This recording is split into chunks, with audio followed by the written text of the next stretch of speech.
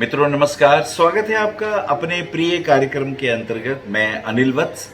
1 अक्टूबर सन 2020 और आज हम जिक्र करने वाले हैं स्वभावता मिथुन राशि की। मिथुन राशि जो वायु तत्व प्रधान राशि है, जिसके स्वामी बुध हैं। और मिथुन राशि की सबसे खास बात क्या है कि द्विस्वभाव राशि है।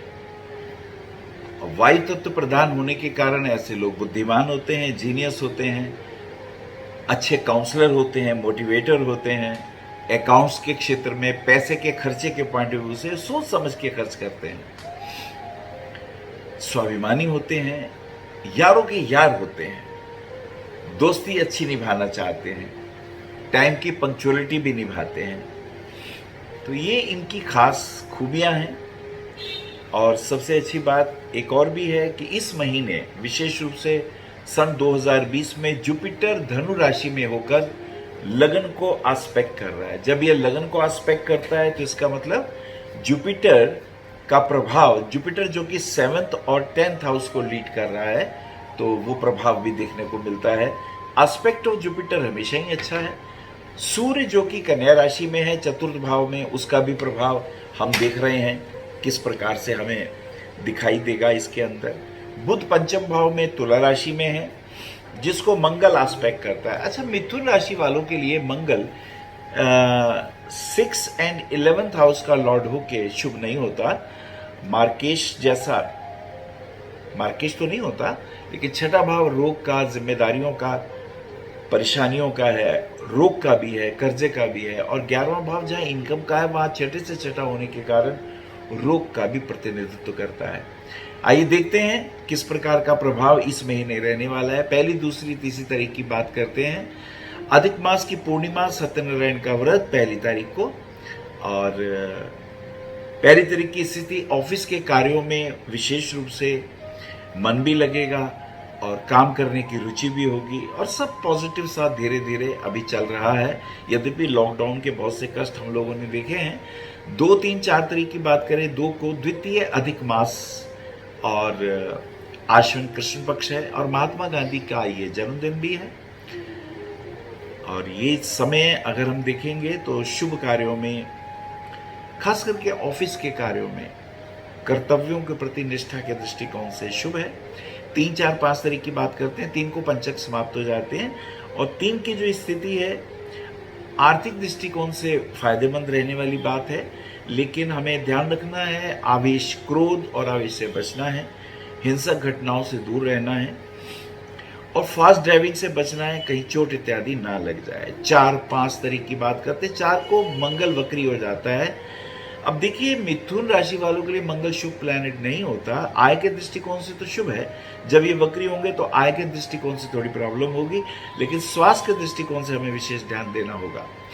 5, 6, 7 तारीख की बात करते हैं। 5 को गणेश चतुर्थी और 5 तारीख की स्थिति को अगर हम देखेंगे, कोई शुभ मांगलिक कार्यों में कुछ खर्चे इत्यादि हो सकते हैं और कोई मित्र वगैरह या परिवार में किसी सदस्य की फाइनेंशियल हेल्प भी आपके द्वारा हो सकती है। 6, 7, 8 तारीख की अगर हम बात करते हैं, ये समय कुछ अनुकूल। अब थोड़ा सा मन भी लगेगा, हेल्थ इश्यूज भी ठीक रहेंगे, पॉजिटिव सोच पाएंगे। फाइनेंशियल पॉइंट ऑफ व्यू से रुपया कहाँ लगाएं, क्या कोई प्रॉपर्टी खरीदें, उसमें इन्वेस्ट करें या बैंक में लगाएं या किसी कमोडिटी के क्षेत्र में रुपया इन्वेस्ट करें, इस विषय में कुछ चिंतन सा रहेगा। 9 और 10 को सूर्य चित्रा नक्षत्र में आ जाते हैं और इसी के साथ साथ आर्थिक दृष्टिकोण से कुछ बेनिफिट्स दिखाई देंगे। ऑफिस के कार्यों में, कहीं लेन देन के कार्यों में कुछ शुभ दिखाई देता है। 11, 12 को रवि पुष्य योग है। कोई शुभ कार्य, पूजा पाठ करनी हो, जप तप करना हो, उसके लिए योग बहुत अच्छा माना जाता है। 12 तारीख की अगर हम स्थिति पे विचार करें तो किसी मित्र या छोटे भाई के साथ मिलके कुछ काम करने की परिस्थिति हो सकती है। और अगर कहीं आप राजनीति में हैं तो कहीं शुभ अवसर भी प्राप्त होंगे, आगे बढ़ने के चांसेस भी दिखाई देंगे। आपको सिर्फ अपना प्रभाव किस प्रकार से आप मोटिवेशन करते हैं, इस विषय में आपको ध्यान देना है। 13, 14, 15 तारीख की बात करते हैं। 13 को पुरुषोत्तम एकादशी व्रत, बुध यहाँ वक्री हो जाते हैं। अब जो लगन के स्वामी हैं और चतुर्थ भाव के स्वामी हैं, जब ये वक्री होंगे तो हेल्थ इश्यूज का ध्यान रखिएगा, माँ के स्वास्थ्य का ध्यान रखिएगा, अपने निर्णय थोड़ी रोक दीजिएगा। अगर कोई निर्णय खर्चे के पॉइंट ऑफ व्यू से लेने जा रहे हैं तो थोड़ा सा उसमें ब्रेक देना अच्छी बात रहेगी, इसमें कोई नुकसान वाली बात दिखाई नहीं देती है। आगे चलते हैं 14, 15। 14 को प्रदोष व्रत है और 14 की स्थिति कुछ बेहतर, और खास करके शेयर मार्केट के कार्यों में रुपया ना लगाएं अभी, और इन्वेस्टमेंट पॉइंट ऑफ व्यू से कमोडिटी क्षेत्र में यदि आपको नॉलेज है तो उसमें आप इन्वेस्ट कर सकते हैं। 15, 16। 16 को आश्विन मास की अमावस्या, मल मास समाप्त हो जाता है। ये 1 महीने का एक्स्ट्रा मास हमें मिला वो अब समाप्त हो जाता है, और 17 तारीख को शारदीय नवरात्र आरंभ हो जाते हैं। भगवती की आराधना करने वालों के लिए 17 तारीख शारदीय नवरात्र शुभ है। घट स्थापन, अभ्यंग स्नान, प्रतिमा पूजन और हवन इत्यादि, ये विशिष्ट 4 प्रकार के अंग होते हैं। तो ये एक विशिष्ट 17 तारीख को जब देवी माँ के नवरात्रि होंगे तो आप पूजा पाठ कर सकते हैं, ये विशेष बात। 18, 19 तारीख की बात करते हैं। 18 तारीख की स्थिति हेल्थ इश्यूज के लिए ध्यान रखना होगा, और यूरिक एसिड ना बढ़े इसका ध्यान रखें, डायबिटीज ना हो इसका भी ध्यान रखिएगा, फास्ट ड्राइविंग से बचना है, छोटी छोटी बातों के क्लेश से भी अपने आप को संभाल के रखना है। थोड़ा ध्यान, थोड़ा मेडिटेशन करेंगे तो अच्छा रहेगा।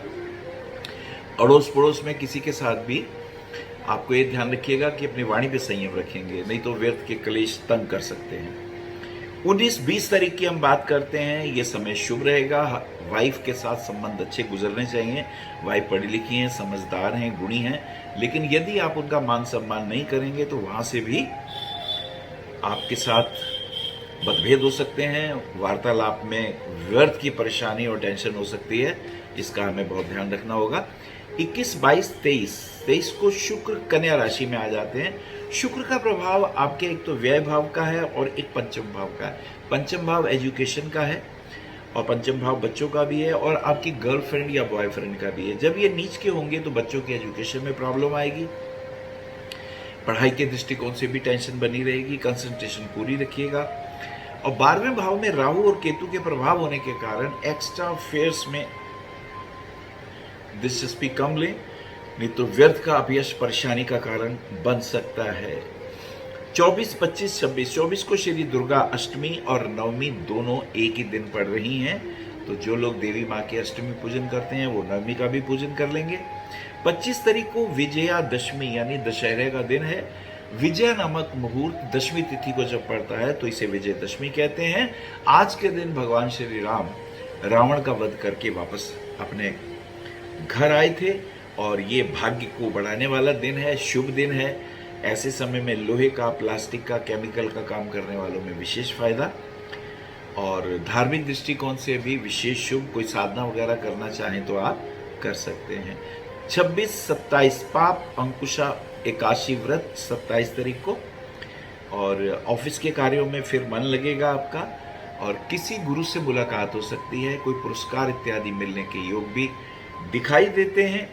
और खास करके हस्बैंड वाइफ के रिलेशन में यदि कोई मिलजुल के काम करना हो तो उनको साथ लेकर, उनका कॉन्फिडेंस लेकर आप अपने बिजनेस को आगे बढ़ा सकते हैं। टीचिंग कोचिंग के काम में, एस्ट्रोलॉजी के काम में, मोटिवेशन के कार्यों में विशेष लाभ होने के चांसेस दिखाई देते हैं।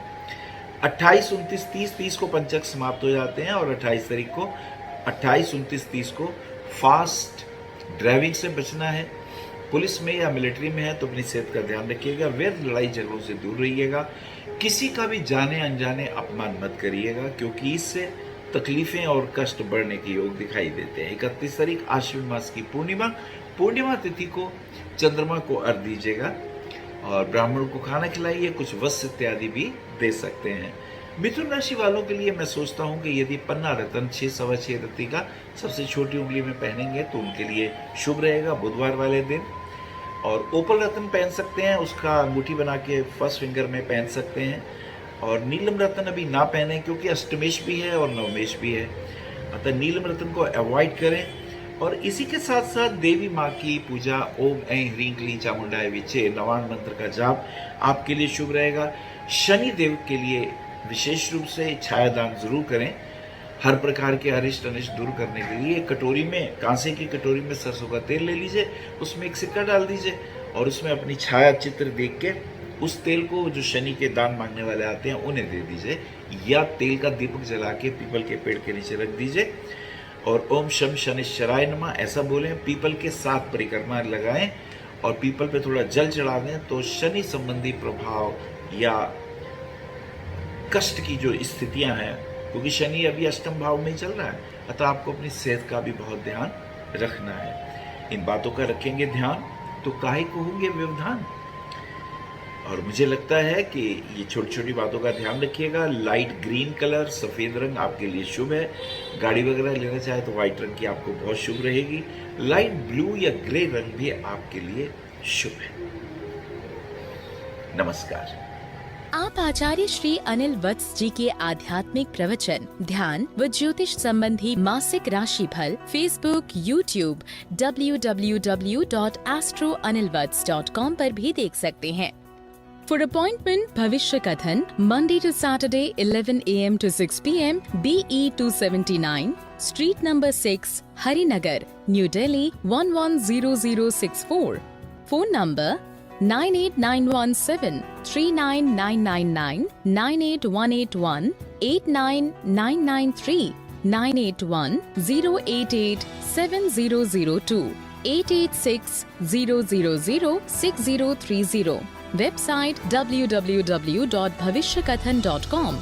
Acharya Anil Vats @gmail.com.